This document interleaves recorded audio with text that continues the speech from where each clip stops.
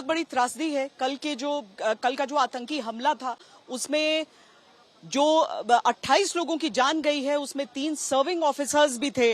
ये एक तो भारतीय नेवी में थे, एक आईबी और एक आरएनएडब्ल्यू के अधिकारी थे। और मंजीत, जब ऐसा होता है तो एक सवाल और उठता है कि क्या ये जानबूझकर, ये टारगेट लेकर इन सुरक्षा एजेंसी से जुड़े हुए अधिकारियों पर इस तरह का हमला हुआ है, या फिर वो इत्तेफाक हो सकता है कि वो वहां पर मौजूद थे? मंजीत,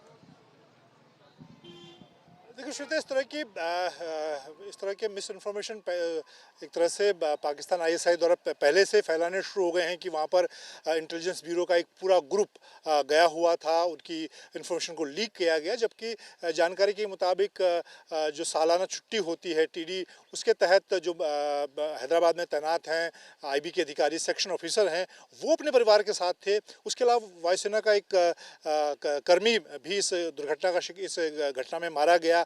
और जो नौसेना के युवा अधिकारी लेफ्टिनेंट विनय नरवाल थे, जिनकी अभी हाल में शादी हुई, कोच्चि में वो तैनात थे, युवा ऑफिसर थे, उनको भी आतंकियों ने टारगेट करके मारा है। तो इस तरह से 3 जो सैन्य सेवा से जुड़े लोग हैं उनकी मौत इस घटना में हुई है। लेकिन इस तरह के घटनाक्रम के दौरान लगातार इस तरह की कोशिशें जरूर होती हैं कि इस तरह की जानकारी लीक की जाए। और ये बात अब लगभग, क्योंकि सारी जो मृतक हैं, जो घायल हैं, उनकी पूरी लिस्ट प्रशासन द्वारा जारी कर दी गई है। उसमें बाकायदा सबके नाम, उनके पते और वो कहाँ पर कार्यरत थे उसकी जानकारी दे दी गई है। लेकिन कल घटना के बाद जरूर कोशिश इस तरह की रही कि इस तरह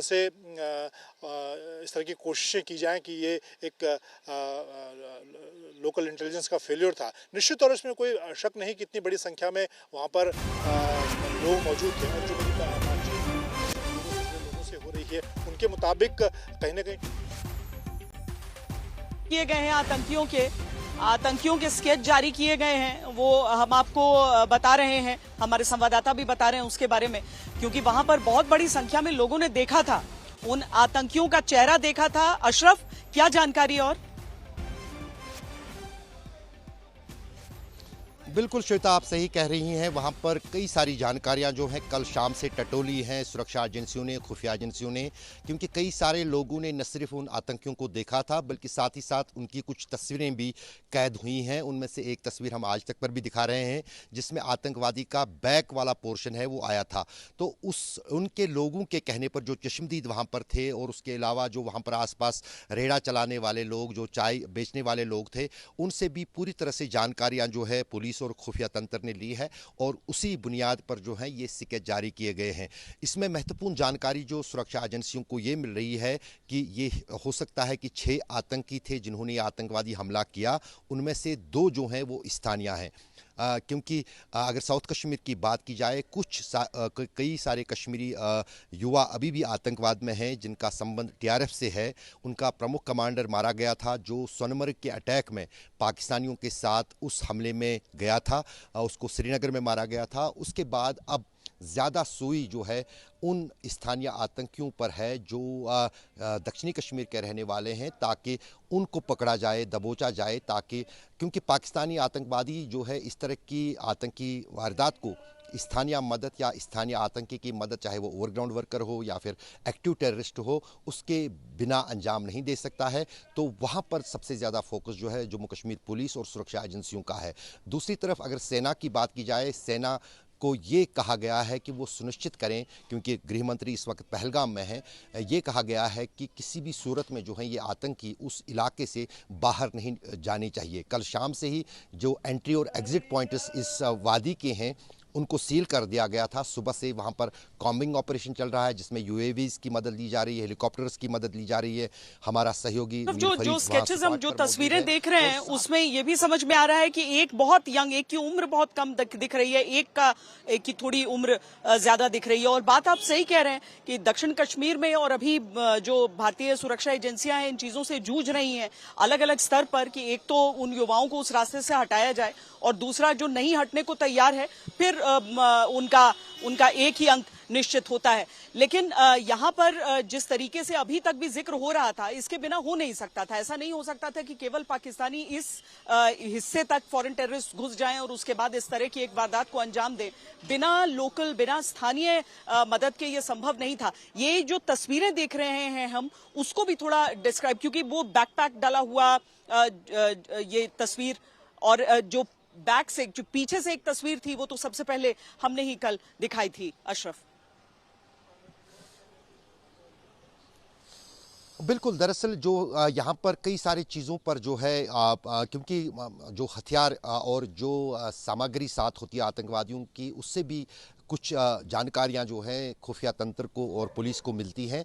ये दरअसल जो टीआरएफ है, इसकी अगर सभी आतंकी वारदातें अब तक देखें, जब से ये बनी ये आतंकी संगठन 2019 के बाद, उनका जो मोडस ऑपरेंडी रहा है, जो उनका तरीका रहा है आतंकवादी हमले करने का, वो पहले से अलग है। एक तो ये आम लोगों के संपर्क में नहीं रहते हैं, पहाड़ों पर रहते हैं ये आतंकी ग्रुप।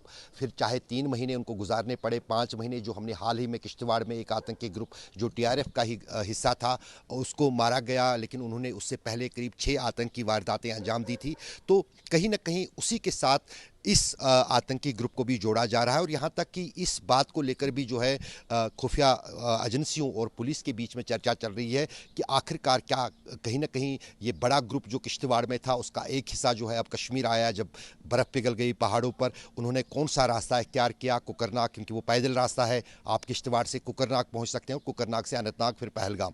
तो ये सभी चीज़ें जो हैं सिलसिलेवार तरीके से खंगाली जा रही हैं। लेकिन जहाँ तक स्केचेस की बात है, स्केचेस एक आम लोगों में कुछ अगर किसी को पता चले तो कुछ पहचान पाए, लेकिन स्केचेस से आगे उससे भी ज़्यादा कुछ जानकारियाँ जो हैं पहले ही सुरक्षा एजेंसियों के पास और पुलिस के पास इस ग्रुप को लेकर मौजूद हैं। लेकिन अब कहीं ना कहीं उनके लिए चुनौती यही है कि कितना जल्द, क्योंकि प्रधानमंत्री ने कहा है कि उनका बदला जो है इन हत्याओं का लिया जाएगा। तो जाहिर है कि गृह मंत्री ने खुद जो है कल पूरी तरह से सभी सुरक्षा के जितने भी अधिकारी, उच्च अधिकारी हैं, खुफिया तंत्र के उच्च अधिकारी हैं, उनके साथ कई बैठकें की, पहलगाम में खुद हैं, जायज़ा ले रहे हैं स्थिति का। तो कहीं ना कहीं एक डेडलाइन दी गई है सुरक्षा एजेंसियों को कि इन आतंकियों को किसी भी सूरत में या तो पकड़ना है या मर गिराना है। तो उसी पर सभी सुरक्षा एजेंसियों का, जिनकी अगुवाई सेना के एलीट जो पैराट्रूपर्स है वो कर रहे हैं। पैराट्रूपर्स के बारे में आप जानती हैं, विशेष तौर से उनको प्रशिक्षण होता है इस तरह के ऑपरेशन जंगल्स में, पहाड़ों में करने के लिए।